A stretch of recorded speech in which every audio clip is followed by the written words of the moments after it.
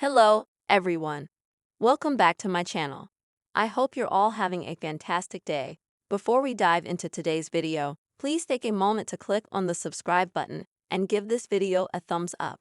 One of the most well-liked Hallmark stars and a favorite of the public is Alison Sweeney. Whether she's investigating as Hannah Swenson or playing Tracy in the adored Wedding Veil films, she always pushes herself to develop as an actor and takes on new responsibilities like executive producing and writing. But Allie has never previously portrayed a character like to Lily in Love and Jane. She hasn't played a humorous part since she was in Friends almost 20 years ago. A true romantic comedy is this lovely film. Viewers were both reassured and inspired by this play, which perfectly encapsulated Jane Austen. The best part is that Alison is paired with Benjamin Ayres, her co-star on Chronicles Mysteries. Alison graciously agreed to another exclusive interview with us. What is her opinion of the creation of this remarkable film? With Ben as Mr. Darcy, the most stylish home in Hallmark history, and a female lead who receives mentorship from none other than Jane Austen. Please be aware that there are some minor spoilers for Love and Jane below. The show will debut on the Hallmark Channel on Saturday, February 10 at 8 p.m. Eastern. Thank you for making such an amazing film. I'm sure that this movie will impress both fans of Jane Austen and Hallmark. I'm really captivated by Love and Jane. Could you just introduce us to your character, Lily Thorpe, Alison? This character is my favorite. I was immediately enamored with the concept, and I adore Lily's romantic nature. She is enamored with the Jane Austen universe and all of the books, and she longs to emulate the characters and books' antiquated ways. She personifies every one of those emotions as well as the overall sentiment. It was a lot of fun. That was a really fun persona for me. Could you briefly explain how hair and makeup played a significant role in Lily's makeover, Alison? It did play a significant role. That is entirely accurate. My goal was to give Lily an antique, yet slightly romantic, look through her clothing and hairstyle, and watch her change during the film. We worked with our costumer, Geraldine Detienne, who's so talented, to evolve her. From the beginning of the movie, she is a bit over the top with it. Maybe one could say, trying too hard. Through the course of the movie, she finds herself and relaxes a little. And she's still romantic, she still loves her dresses, but she let down her hair, quite literally. You see her soften a bit as she falls in love. To me, this movie is part rom-com and part girlfriend movie. What was it like to play someone whose best pal is Jane Austen? I love that you say that. That's exactly what we were going for. It's just so fun to play that. We mention it in the movie, there is a bit of a Mary Poppins feel to it, where we know as the audience this isn't going to go on forever. Right? Jane Austen has to move on and help someone else.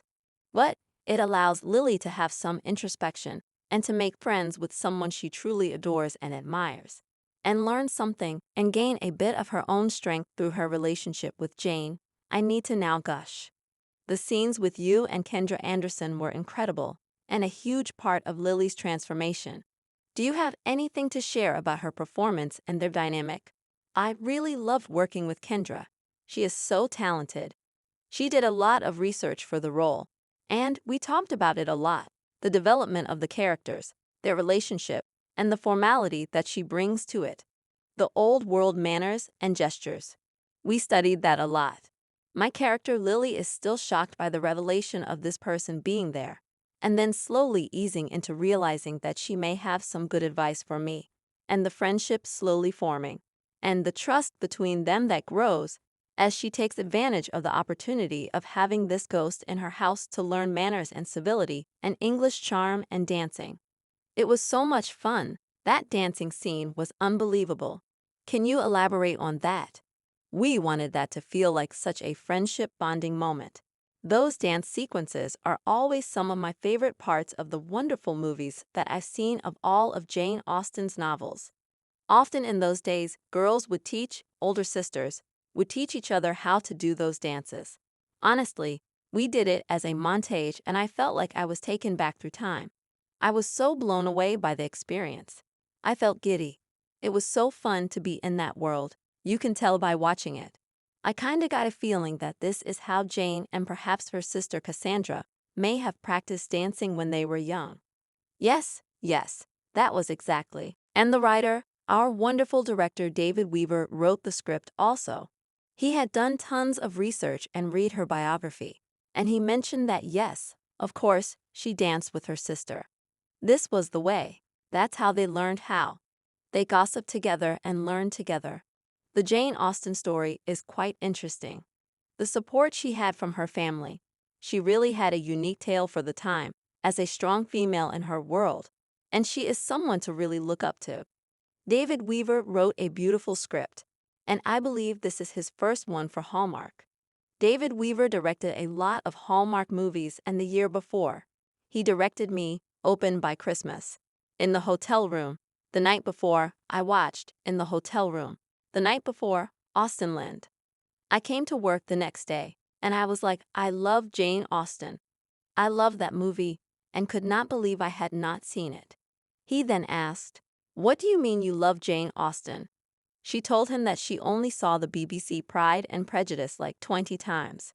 Then, his eyes lit up. "Then, I have a pitch for you." I said, "Okay." He then pitched me the idea, while we were on the set of Open by Christmas, like 2 years ago. His idea for a Jane Austen movie.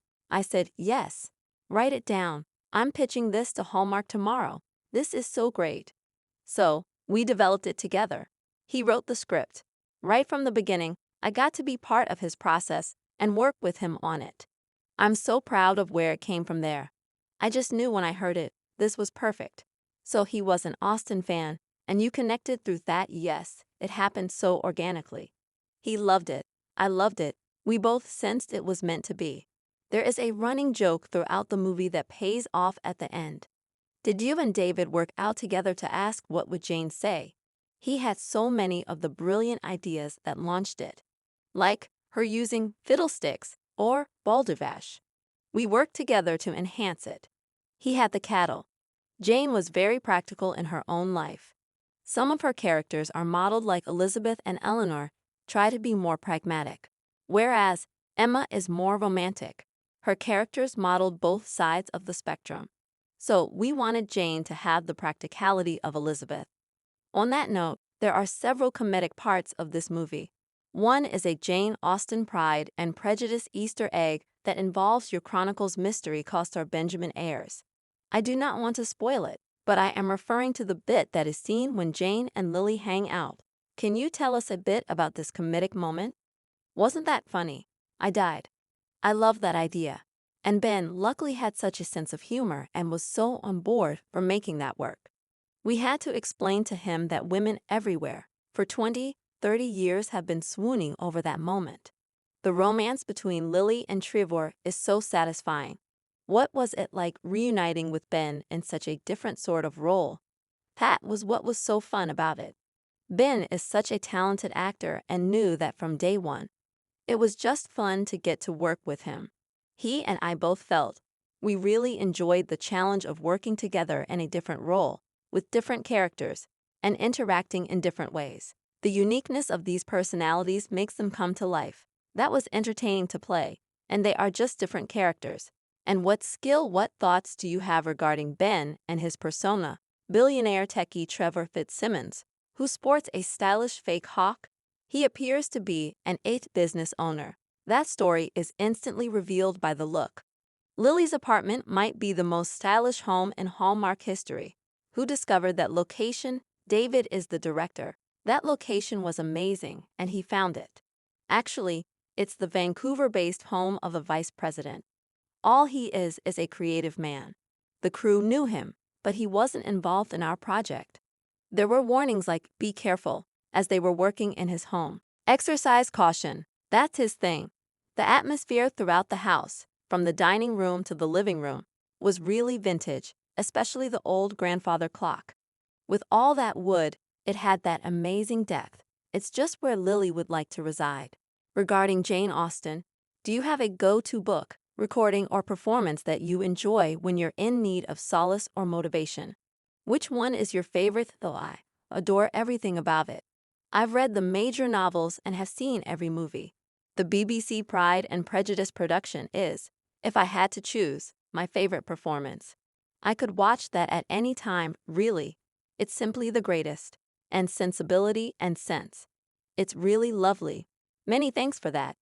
Furthermore, the secret project you are currently working on, One Bad Apple, a Hannah Swenson mystery, has us really interested. Say hi to everyone, please. You can't say anything. I know that. I must admit that your enthusiasm makes me incredibly happy. I'm not sure how to express how happy it makes me to hear that you enjoyed it. I can't wait. It's excellent. The Hallmark Channel's Love and Jane premiere is scheduled for Saturday, February 10 at 8 p.m. Eastern. Don't miss Alison Sweeney in this exciting role. Hallmark devotees, are you loving the Loveberry films with a Jane Austen theme?